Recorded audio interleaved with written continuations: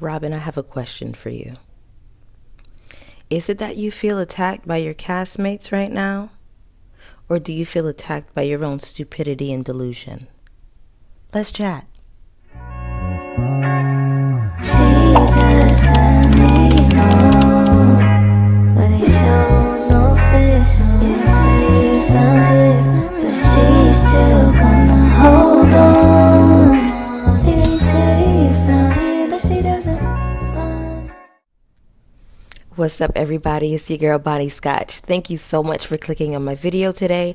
This is my review / recap for The Real Housewives of Potomac. This is season 8, episode 6. Now, before we get into this review, I have to start this video off with a moment of gratitude, okay?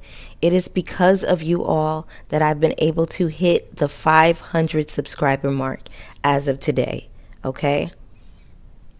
I mean, I can't even thank y'all enough. I'm at a loss for words. I think I hit maybe 2.4K views, and that's because y'all have been hitting that like button. Now, when you hit the like button, it's not only a free way to support my channel, but what it also does is let YouTube know that I'm here and that y'all are loving me, that y'all are rocking with my commentary. So what it's doing is shooting my content out to other viewers just like you and an audience who would ordinarily not get exposure to my channel. So deep down from the bottom of my heart, I want to express how much I love y'all, how much it means to me that y'all are hitting that like button. Maybe over 230 something likes on the last video. That is the most likes I've ever gotten on any of my long form videos. So we hear y'all, and I feel like I'm going to hit that monetization mark way sooner than I anticipated. So again, I thank you all so much. I have a quick question for you all, for my supporters. How would you like to be addressed? I have a supporter of mine who goes by Devon Parker, who always comes into the comments saying Scotch Gang or Bonnie Gang. Another one of my supporters suggested Scotch Bonnets. So I left a poll in the community tab. Head over to that poll and vote and let me know how you all would like to be addressed. I mean, if it's Scotch Gang, if it's Bonnie Gang, if y'all are the Scotch Bonnets, it's whatever. Okay, it don't matter to me. I'm rocking with it all. So I can't thank y'all enough. Seriously, okay? Now let's go ahead and get right on into this review. We got some things to talk about, okay? And one more thing that I want to add is I don't mind opposing views to my opinions. I actually like them. I don't mind a little bit of back and forth as long as we keep it respectful, okay? Now, the reason that y'all see a clown emoji over certain individuals' heads, I feel like that's because Barnum and Bailey Ringling Brothers need to come and pick these girls up for the clown car. For the I don't have anything against light-skinned people. I have a lot of light-skinned people that I love. Some of my closest friends are light-skinned people. It's not an issue of insecurity. I love my brown skin. I was raised to love my brown skin. I was raised to love my hair, my nose, my lips, everything about me. Okay? It just so happens that the light-skinned women on this cast happen to be the clowns to me of this particular franchise. So now that that's out of the way, again, let's keep it respectful in the comment section. You can disagree with me. You can feel however you feel. But if you disrespect me, I will block you, okay? So let's get on into this episode. Child, I need my glasses.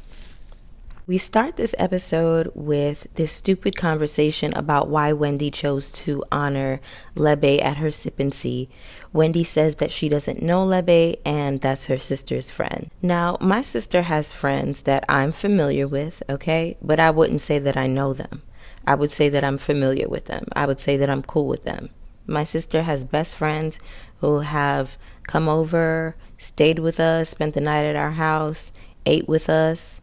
We hung out with her family and everything, but that doesn't mean that I know her, right? That means that there's a sense of familiarity there. So I just wanted to make sure that that was clear because I feel like y'all are really writing Wendy about her saying, oh, she doesn't know this or that person, when, you know, she doesn't know them, and that's okay. By the way, I thought Giselle said she wasn't talking to Wendy. So why do we have this interrogation towards Wendy from Giselle? If I were Wendy, I would ignore the shit out of Giselle or tell her to shut her ass up. Okay? This is Wendy's conflict with Nneka. Don't insert yourself when it's convenient, when the tides are against Wendy, right? You can't even open up your mouth to be cordial and say hello to the woman, but you want to open that gaping wound of a mouth of yours when it's time to ridicule somebody. F off. Okay, Giselle? That's what I would tell her if I were Wendy.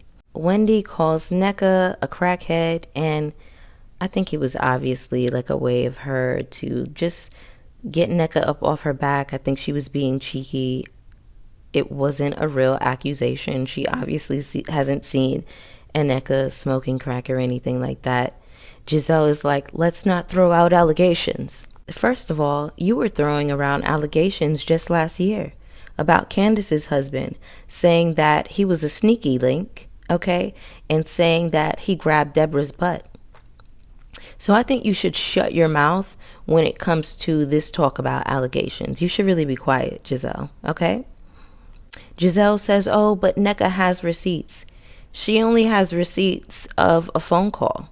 Did anyone else hear a recorded conversation or a voicemail or anything of the sort confirming that Miss Sharon submitted Nneka's name to a shrine?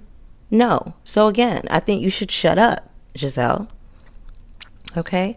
Next, we have Candace asking Nneka if she's okay and that she looks hurt.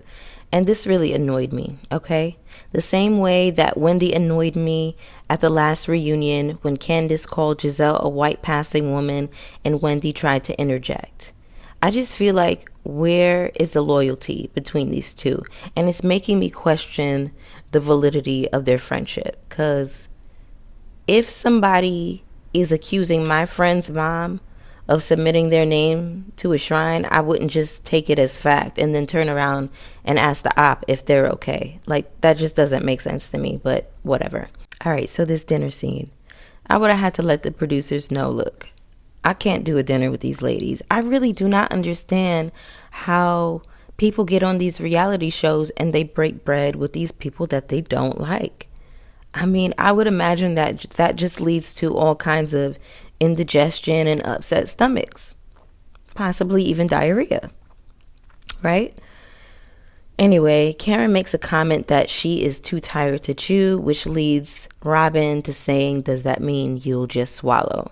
Which leads to Wendy asking the women who at the table swallows. Of course, it is Robyn who raises her hand.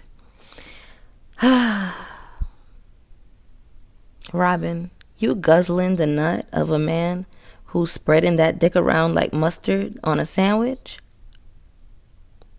I would ask you if you're okay, but I know for a fact that you're not. So let's just go ahead and skip that, okay? I would also add Robyn to my prayer list, but I don't pray for stupid people. I don't waste my prayers on nonsense, okay? Anyway, this convo at the dinner table was just gross. They were talking about it in front of the waiter. I could tell he was grossed out. But anyway, Ashley's silly ass is talking about how she holds Michael's jizz in her mouth until he falls asleep. We know that Ashley is goofy, so it's on brand for her. But you know what? I did somewhat enjoy this dinner scene because it was the first time that we got to see them interact with each other without fighting and arguing and tussling. So if talking about sex is what will help to quell the arguments and the bickering, so be it. Robyn tells the women to go home and swallow, and he'll be the happiest man ever. Is that so? If he was the happiest man ever, would his dick be racking up the mileage that it is, Robyn? You're telling me that Juan is the happiest man ever because you swallow, when in reality, there has not been a time when it has ever appeared that Juan even likes you? He can't even stomach to be around you, Robyn. You're not even making sense, babe. All right, so it's the next morning, and the women are in Robyn's room. Giselle and Ashley are talking about how surprised they are that Robyn let Candace back in her room. Robyn literally invited all of the women back to her room. So what is the problem? Y'all are always trying to stir shit. Y'all are always trying to stir the turd when it doesn't need to be stirred. By that logic, Ashley shouldn't be invited to the room either, because of the way she used to trash Robyn and Juan's relationship. I posed the question in my last review about why it is that Robyn and Giselle were able to forgive Ashley with such ease. I definitely think that colorism plays a factor, but shout out to Devon Parker, okay? He made a astute observation. He says that the green-eyed bandits see themselves in Ashley, okay? Light skin, doesn't do anything for work, dumpster fire marriages. Boom. So it makes sense why they align themselves with Ashley. They relate to Ashley on those levels, though Ashley has done and said worse to Robyn than Candace's tweets, but we gonna leave it where it is, right? Because we keep having this colorism conversation, and we are so quick to point out racism on other franchises, but it seems like colorism goes over our head, and that doesn't make any sense to me. All of the women get to the room. Ashley has this idea that the women are going to be painting, and there are easels, canvases, paint brushes. Ashley says that she wants the women to reconnect with their vaginas because their reproductive parts are such a big part of their identity. And this sounds really stupid to me, and I'm going to tell y'all why. Okay, your reproductive parts don't determine your womanhood for you, okay? As a woman, you can get your entire uterus removed. You can get a hysterectomy, and you can still live. You know what you can't live without? Your brain, your heart, your lungs. There are organs that you just can't do without. You get what I'm saying? So it was just really stupid of her to say that, but I mean, Ashley never makes sense, so what do we expect? Karen says to Robyn that she only shares with certain people and that it's dividing the group. She asks Robyn how she's doing. This leads to Candace letting us know that she has reached out to Robyn to wish her well and that Robyn ignored her. Robyn didn't speak on the infidelities last year, so Candace feels as though the focus was unnecessarily put on her and her marriage when Giselle made these accusations against Chris. Robyn gets up and starts yelling, saying, "Do you know what I've gone through? I've gone through torture." Karen tells Robyn that she needs to be accountable, and Robyn continues yelling, saying, "How do you want to hold me accountable? Do you want to fight me? Do you want to beat me up?" This scene is just really stupid. I feel like Robyn is mad at everybody else for bringing up Juan's infidelities, but girl, you're on a reality show, and this is what you signed up for. You know that you have a cheating man and he doesn't care about you, so the information was bound to get out, okay? How are you mad at other people for pointing out Juan's infidelity when you're the one who wants to stay with a man who cheats on you?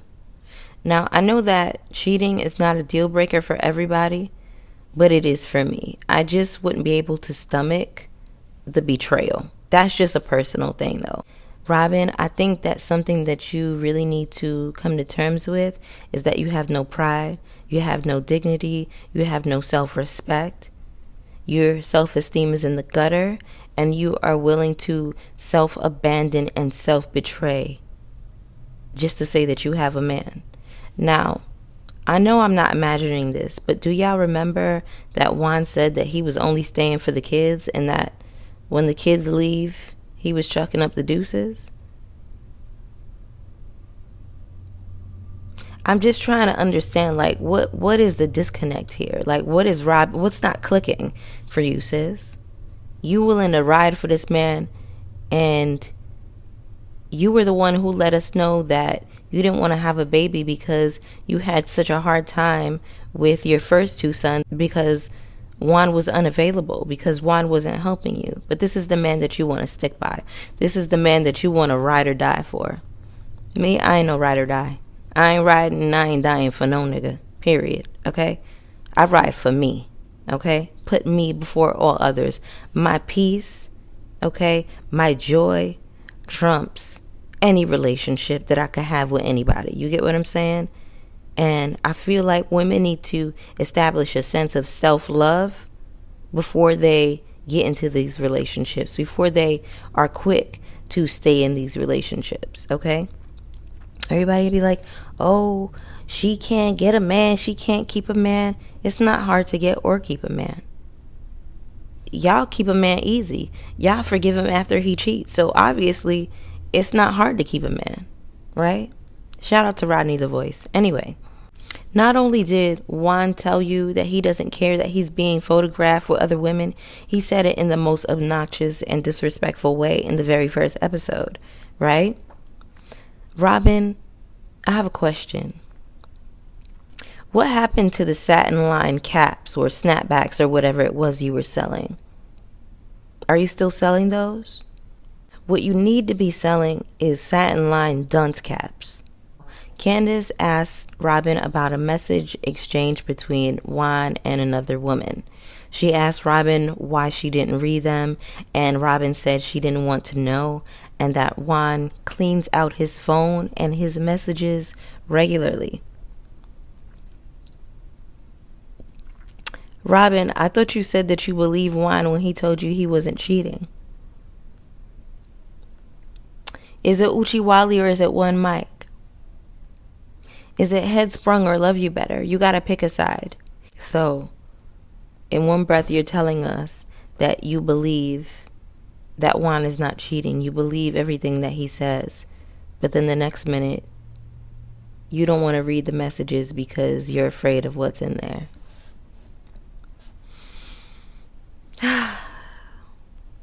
The girls are not making sense. Like, Robyn fans, get down in the comments with me. Weigh in. Do y'all think that y'all girl is making sense? Is she? Because I don't feel like she is.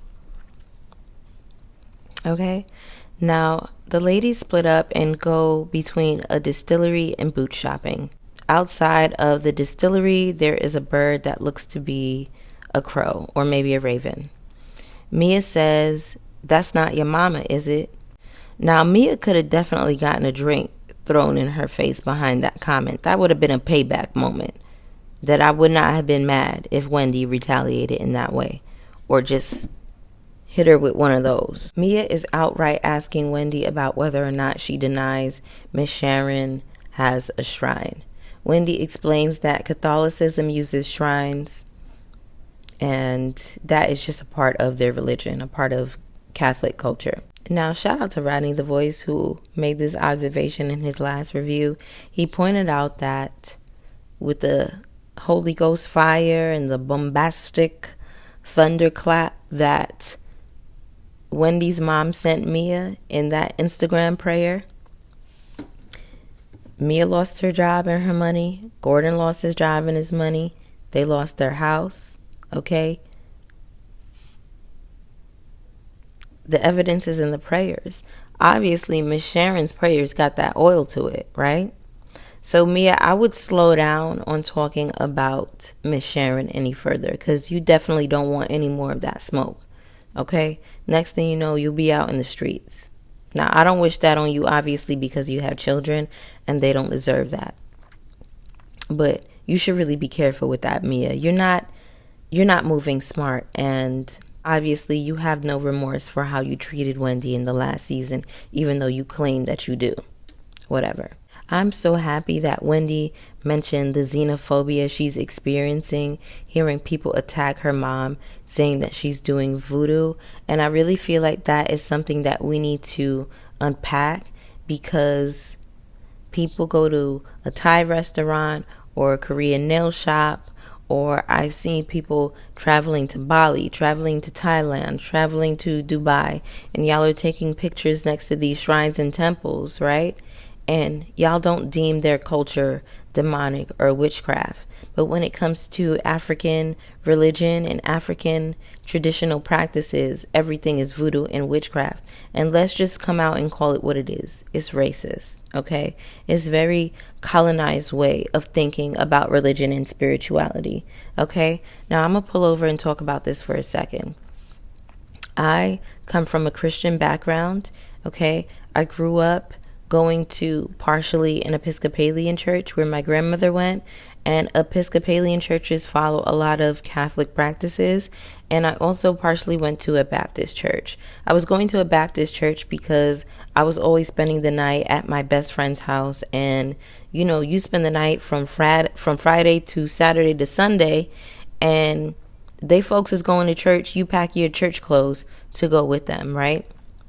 Shout out to First Calvary Baptist Church on Putnam and Bed-Stuy, okay? That's where I used to go. And I have not identified as a Christian since I was 19-year-old.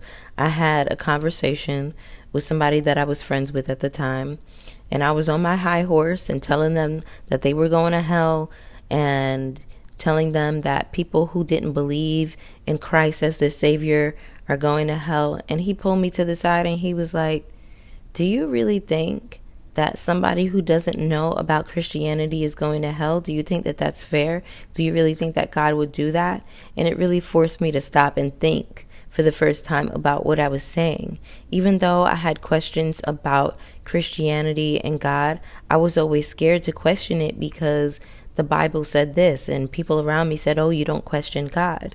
So at this time was the first time I started to really critically think outside of what religion had taught me, okay? I started studying African traditional religions, ATRs, maybe around 2017, and I have learned so much about the culture and the religious practices of us, right? And there's a lot of ignorance and there's a lot of fear mongering. And I find that Christians accuse everybody of craft when they are the main ones in the church doing craft, okay? So I said a few reviews ago that I was going to work on a video where I highlight all of the hypocrisy in the church and in the Bible, where Christians are accusing people of witchcraft when it's really them, the ones who are doing it. But that's a conversation and a video for another day. I'm still working on it. I'm not sure how long it'll take me. I'm just compiling all of my evidence right now.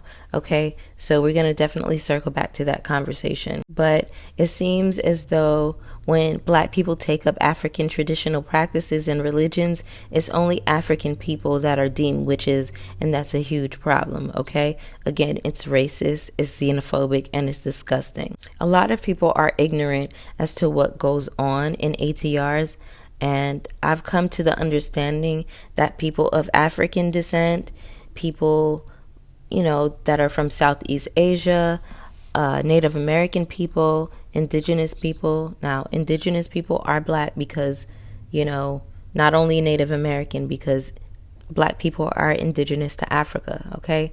That's a conversation that we also need to have.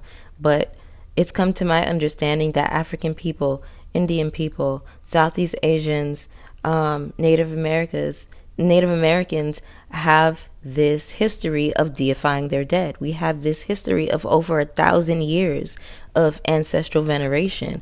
And I always hear people jumping up to call it demonic. Well, is it demonic when you visit your grandmother's tombstone and lay flowers there? No, that's ancestral veneration. Is it demonic when you see the thugs pouring out a little bit on the ground for their dead homies? No, that's ancestral veneration, right? When we speak of our loved ones who passed away with loving memories, is it demonic? Absolutely not. It's ancestral veneration, right? There's so many different forms of ancestral veneration, and I feel like people are really ignorant and they want to deem everything that they don't understand demonic and witchcraft. So I'm going to get off my soapbox for now, okay? We can circle back to this conversation, but I'm really glad that Wendy spoke up for her mom. She defended her mom, and I hated to see her cry. I know that as Africans, those voodoo accusations against you just mean something different because the world views Black spirituality as something different when a lot of it is in tandem. A lot of it has so much similarity to other cultures and religions, okay? So Mia brings up Michael Darby's lawsuit against Candace. Ashley is sitting there at the table with a stupid grin on her face, of course.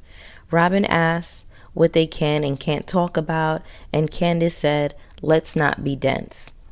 So then we get into the conversation about how Robyn spoke about Juan's legal matters at the reunion last year when she should have been keeping her mouth shut.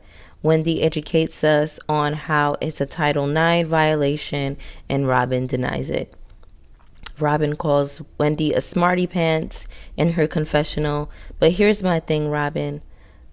You don't have to be a smarty pants to know that Juan was not innocent in this situation because he lost his job. He's sitting around looking like Tommy from Martin because he didn't do the right thing when it came to this Coppin State University case or whatever it was. You get what I'm saying? And nobody loses their job for being innocent. So obviously he didn't move in the way that he needed to where this case was concerned, okay? So now we have a scene where the women are on their way to something called chicken shit bingo. Candace says that she thinks it's not smart to talk about the legal matters at all and how she is sure that it could not have helped Juan's case. Now we have Robyn who starts to cry, and she says that they're making her a villain for bringing up the Title IX violation. And I'm going to just go ahead and say it. Robyn, you're acting like a white woman right now. You are. You're acting like a Karen. You're sitting here crying because these women are stating the obvious, when in reality, it's your husband who put you in this situation, okay? They would have no legal case to speak on if your husband, in fact, did the right thing. We end this episode with Robyn crying and looking stupid as ever, and it reminded me of one of my favorite Toni Braxton songs. Are you all familiar with the song Stupid? Loving you is stupid, 'cause I know that you never really loved me, and you never gave me the signs to quite see. Y'all know that one? When I tell y'all that is my motherfucking cut. I love me some Toni Braxton, but Robyn, what do you want? You're a victim because these women are pointing out the obvious, but you don't feel victimized by your own husband? What's up here? What's going on up here? Is there a brain? Or is it two rice grains rattling around in that head? What is it? Anyway, y'all, that was the episode. Again, please hit that like button on the way out for me. It is shooting my content out to other viewers, okay? Drop down in the comments. Let's talk. Let's chat. Y'all know I want to hear from y'all. It was some mess down in the comments. It was opposing views. It was so much love. It was so much going on in the comments, and I really try my best to welcome everybody with open arms, with love. And I mean, I don't have so many comments that I can't get to everyone, but it was a lot of comments, and I was happy to go through the emails and reply to everybody one by one. So let's chat, y'all. Anyway, I will see y'all for the next one. Peace.